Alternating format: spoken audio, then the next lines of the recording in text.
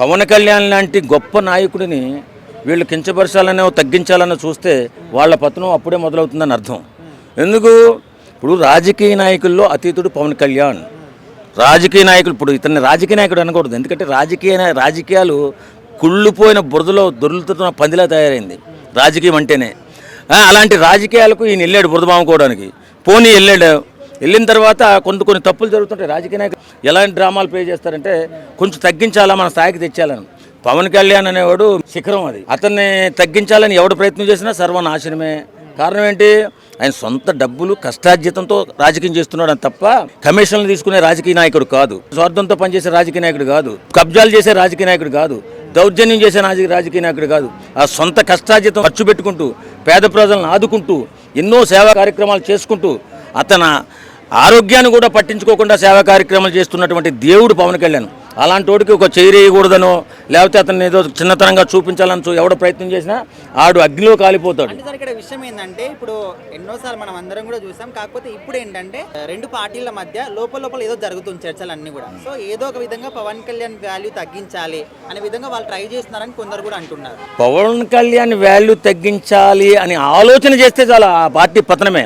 అతన్ని ఆ రకంగా ఆలోచన చేసినా సరే వాళ్ళు బూడిదలో పడ్డ ఎలకలా కొట్టుకోవాల్సిందే. ఎందుకంటే ఆయన స్వచ్ఛమైన రాజకీయ నాయకుడు, నీతి నిజాయితీ గల రాజకీయ నాయకుడు. ఆయన తగ్గించాలని ప్రయత్నం చేసినా ఎక్కడ తగ్గుతుంది? ఆయనకున్న అభిమానగణం అంతా ఎంతనా? ఒక్క పిలుపునిస్తే చాలు ఆంధ్ర రాష్ట్రం అట్టుడికిపోద్ది.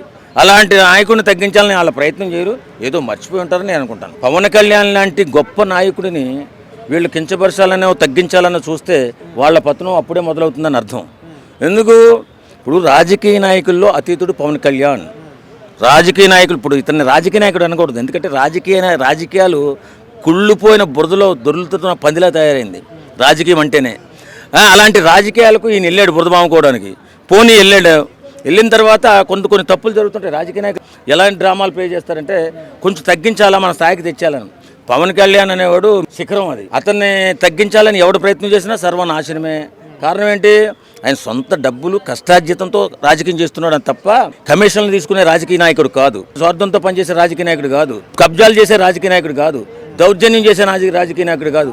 ఆ సొంత కష్టార్జితం ఖర్చు పెట్టుకుంటూ పేద ప్రజలను ఆదుకుంటూ ఎన్నో సేవా కార్యక్రమాలు చేసుకుంటూ అతను ఆరోగ్యాన్ని కూడా పట్టించుకోకుండా సేవా కార్యక్రమాలు చేస్తున్నటువంటి దేవుడు పవన్ కళ్యాణ్.